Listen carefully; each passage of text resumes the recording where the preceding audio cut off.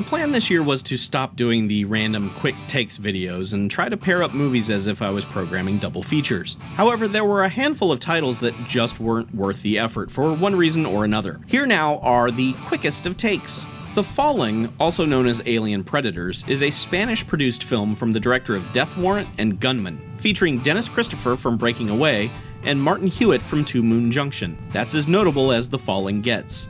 The title refers to Skylab, which once housed alien microbes found on the moon. NASA was using Skylab to run experiments safely on those microbes, but when it fell to Earth, they assumed the microbes had been incinerated. Nope.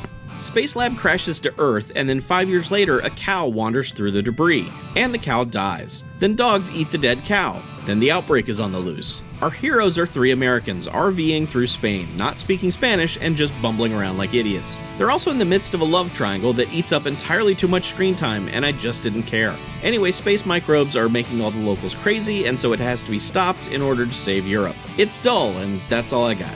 I attempted George Romero's Season of the Witch, also known as Hungry Wives from 1973, and was immediately not in the mood for whatever kind of pretentious art house bullshit he was attempting to pull off here. Then I loaded up the new Blu-ray for The Driller Killer, and 1, remembered I don't care for director Abel Ferreira, and B, from the footage looping on the main menu, I could tell this was not going to be something I'd enjoy.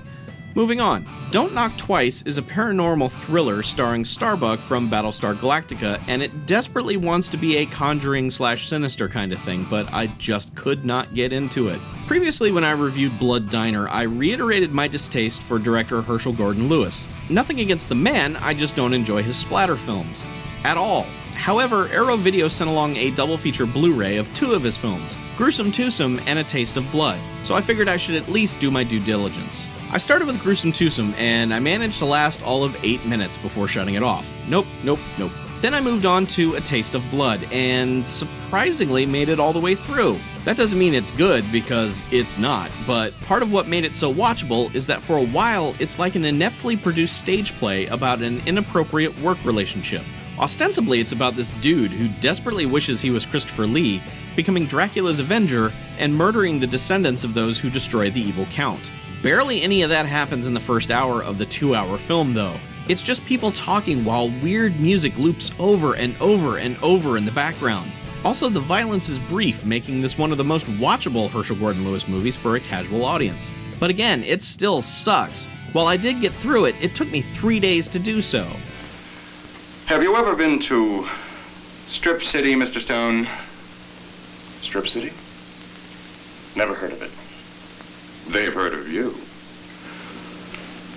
Strip City is a bump and grind clip joint.